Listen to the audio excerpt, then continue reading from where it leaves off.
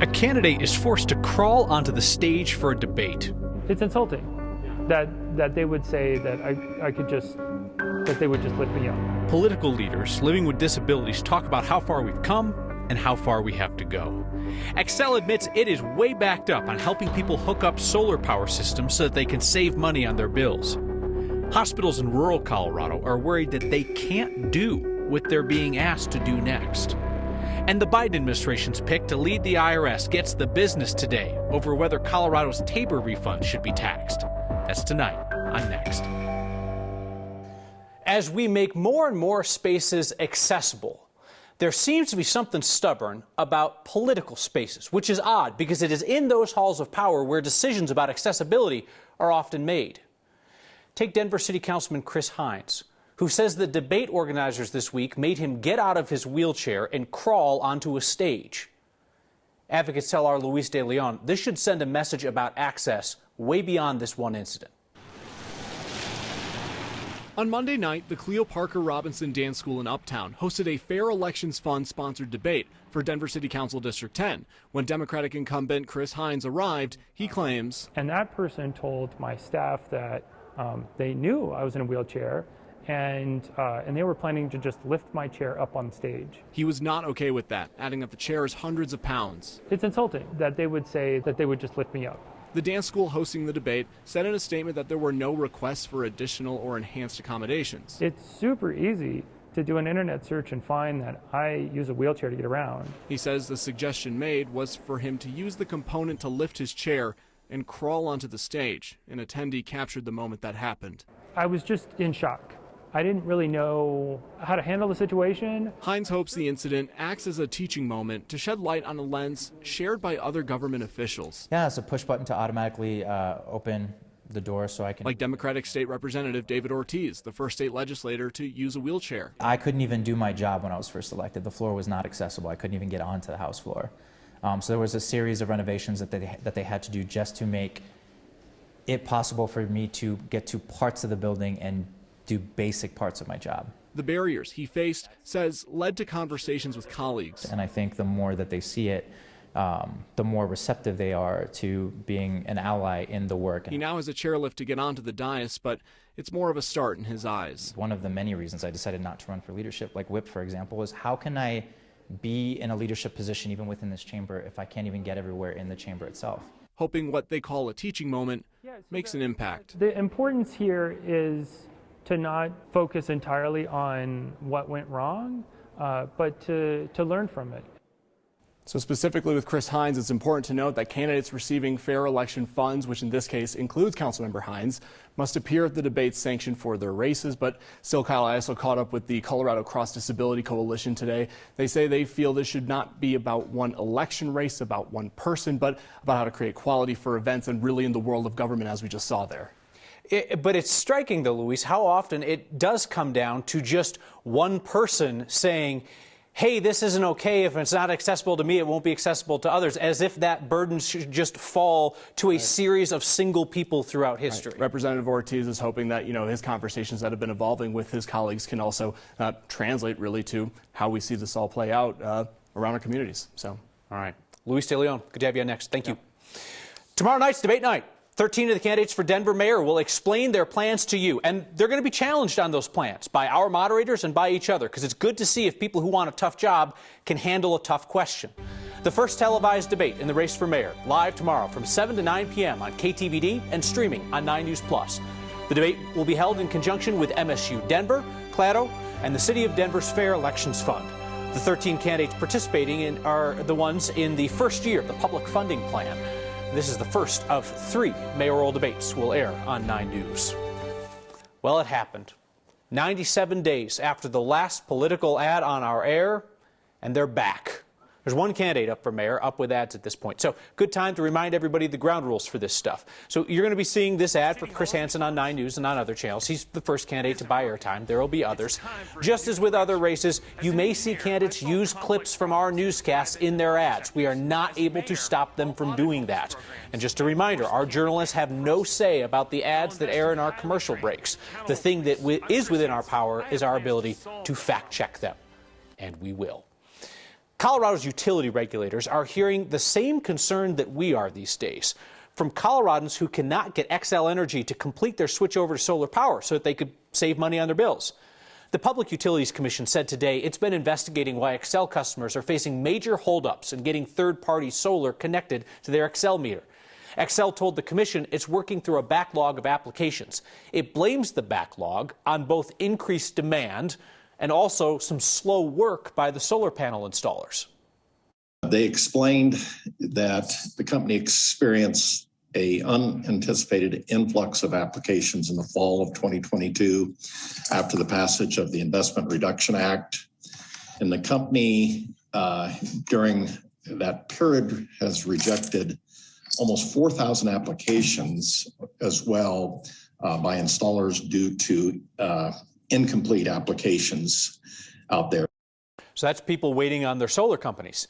Xcel told the commission that they're shifting staff to work through and review the solar backlog. They think they can do it by March. But again, they're pointing out that there are solar companies not completing paperwork on time or doing it accurately. A new law meant to protect Colorado's most vulnerable patients has some of our most vulnerable hospitals concerned.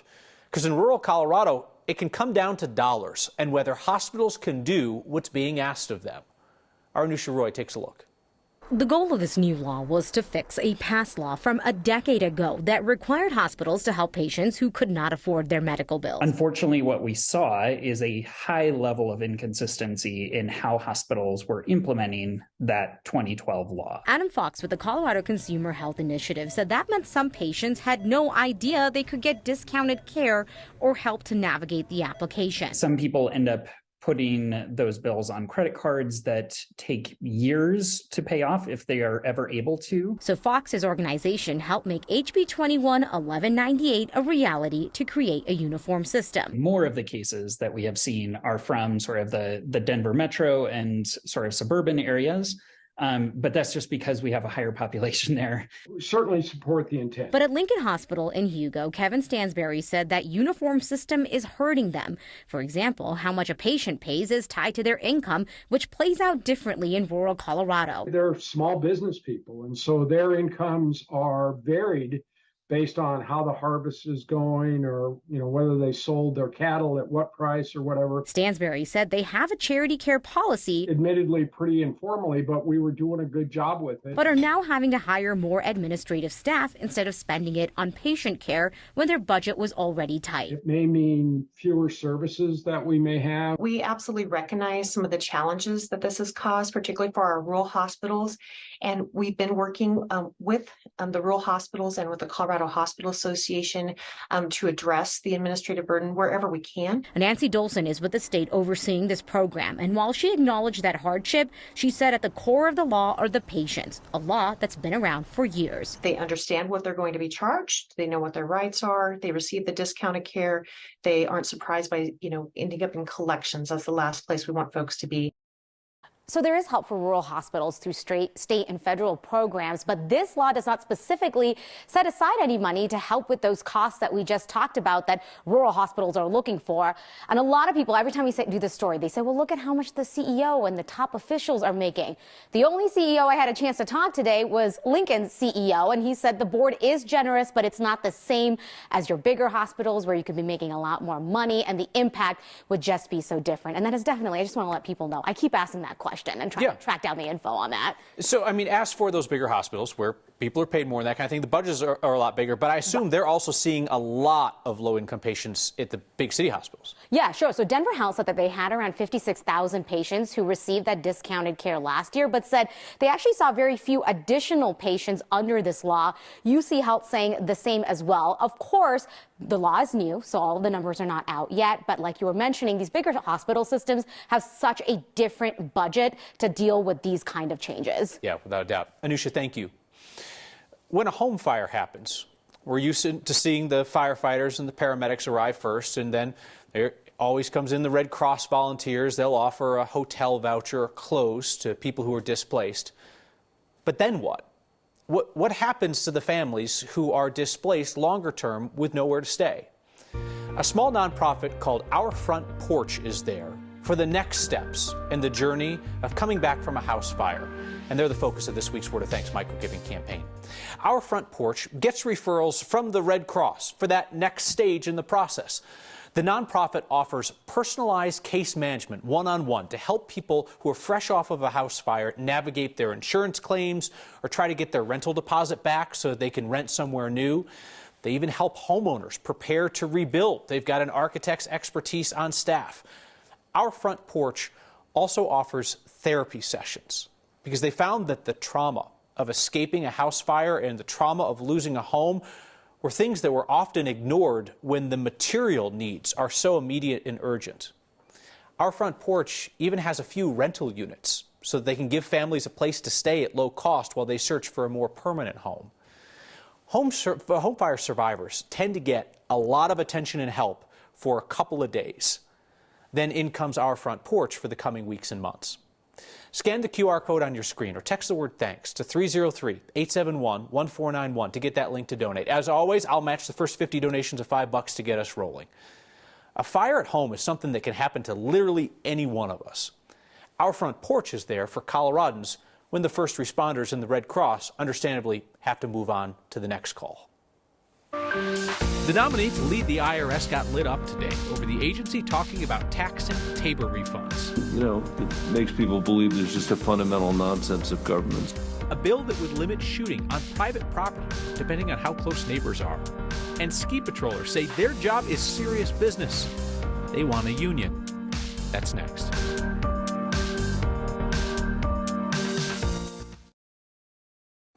Democratic Senator Michael Bennet told us he was going to light into the IRS over the confusion about whether Colorado's Tabor refunds are taxable. Bennet didn't have to wait long. Last week, he was calling that uncertainty a disaster. And today, Bennet, who chairs the Senate Subcommittee on IRS Oversight, got to talk directly with the nominee for the IRS's top job. Will you commit to working with my office and the state of Colorado ahead of the next filing season so we aren't inflicting needless chaos and confusion on my state? Yes, I will, Senator. Absolutely. I think it goes back to the Taxpayer Bill of Rights, clarity on what is expected. I think, clearly it's better to have that clarity in advance of the filing season with reasonable notice. Daniel Werfel is President Biden's pick to lead the Internal Revenue Service. He said he cannot guarantee the IRS will keep its hands off Tabor refunds and suggested that it was the state of Colorado that caused the confusion this tax season. Tabor refunds, which are excess state tax revenue that has to be returned to taxpayers, they've gone out regularly over the last 30 years. This is just coming up now. Thing is, last year, state legislature and Democratic Governor Jared Polis approved early Tabor refunds, even rebranded them as the Colorado Cash Back. That got a second look from the IRS. Colorado's leaders, including the entire congressional delegation, Democrats and Republicans, are united in saying that the IRS waited too late to raise those concerns. Democrats in the state legislature have been pretty clear that now that they have historic majorities, they plan to use those to pass more gun control. Gun rights groups are currently concerned about a bill that would allow local governments to ban shooting on some private property. Right now, county commissioners can ban shooting in densely populated public spaces, but they can't limit shooting on private property, no matter how many people live around that private property. The new bill would repeal that exemption as long as the area has more than 35 homes within a square mile. Supporters of the bill says that this addresses safety concerns from residents who say that their neighbors are causing a nuisance by shooting all the time or putting other people in danger rather than going to a shooting range. The bill's sponsors say that it would not keep gun owners from protecting themselves from other people or from wild animals. There are exceptions for legal hunting as well as for indoor shooting galleries. Critics say this is still an infringement on the Second Amendment. Republicans have tried to introduce two bills to expand gun rights this session. Both of those, predictably, have failed. Our midweek storm certainly delivering the goods. We still have some light snowfall coming down. Almost looks like a snow globe here in the 9 backyard. And you can see the view across downtown Denver. Snowy and cold. Yes, these temperatures are going to be falling into the single digits tonight. Snowfall pretty impressive, especially across the southern Front Range foothills. 11.3 inches out there in Genesee. Boulder just north of 8 inches. Pretty impressive stuff. DIA just shy of 3 inches on the northeastern side of town out toward the airport, the Eastern Plains. looking for more like 3, 4, 5 inches out there. The storm system continues to churn, sitting just to the south. High pressure, however, setting up back behind it, so some drier air starting to push in. That's going to shut off the snow as we look ahead toward the next couple of hours. Still the heaviest bands coming across the eastern plains, lining up into Kansas, parts of Nebraska too, but kind of as we zoom in here to downtown Denver, a couple of light little snow flurries still on the way, and right there along the hogback too. Again, a couple more hours, and then we'll start to see the snowfall begin to wind down. We have until midnight this evening for the winter weather advisory here in the city, the winter storm warning off to the eastern plains, and then the San Juans, they saw some pretty big time snow, so avalanche warnings in place out there. Tonight the snow ends, but look at how low we go. Single digits what we're talking about here in the metro area. Factor in the winds. Those wind chills, they will be biting early tomorrow morning, so sending the kiddos off to the bus stop, make sure they're bundled up. We really are going to be frigid up in the high country too. We're watching the snowfall moving out. Still might have a little about 10, 11 o'clock tonight, and then by tomorrow morning the sunshine is out. Still going to be a cool day, but a dry day statewide. We'll be looking at daytime highs in the low 30s here in the city with some teens up in the mountains. Don't worry, sunshine's back as we look ahead toward the weekend. Possibly another storm on the horizon for next week. Getting paid to patrol the slopes might sound fun, and ski patrollers admit it is. Going to work every day doesn't really feel like going to work. But Loveland ski patrollers say safety concerns are piling up. They want change across their industry. Next.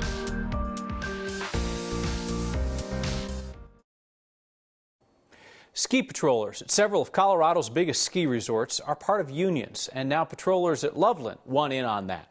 Members of Loveland Ski Patrol submitted a petition to get a union vote. They're organizing under the Communications Workers of America. That union already represents ski patrollers at Breck, Telluride, Steamboat, and Crested Butte. One organizer said being a ski patroller is a less sustainable career than it used to be. There's low pay and high turnover. Sort of as a result, we've lost a lot of patrollers to higher paying jobs in the last couple of years. And as a result, we've become younger, less experienced, and that's also sort of contributed to a less safe environment for us to work in. Next step for those patrollers is the vote, which will take place in about 4 to 6 weeks. So we know that in an instant, house fire can take everything. This week, we have the opportunity to help survivors get back on their feet, because that's a long and complicated process. And feedback tonight that begins, you are subhuman scum. I'll save the rest next. We know that the Red Cross does wonderful work helping Coloradans in the immediate aftermath of a house fire. And then a smaller nonprofit called Our Front Porch takes the Red Cross referrals so that they can help in the weeks and months to come. One-on-one case management to help fire survivors get through their insurance claims and get apartment deposits back, even counseling to help them through the trauma of escaping a fire. Our Front Porch has gone so far as to get a couple rental units so that families have a place to stay while they look for a new home. Scan the QR code on your screen or text the word THANKS to 303-871-1491 to join me in donating. Cheryl writes in tonight, Kyle, you are subhuman scum. All journalists are talentless. You know deep down you're talentless. All scum, all talentless, and all disappointments to their parents and to America as a whole. I feel like Cheryl really got her money's worth on that, and there's probably no use responding. However, on a brighter note, Tina writes in to say, so good to see Danielle Grant back and with that hat. I completely agree, Tina. It would have been a disappointment if Danielle had come back and not brought this with her. It's nice. I like it. We'll see you next time.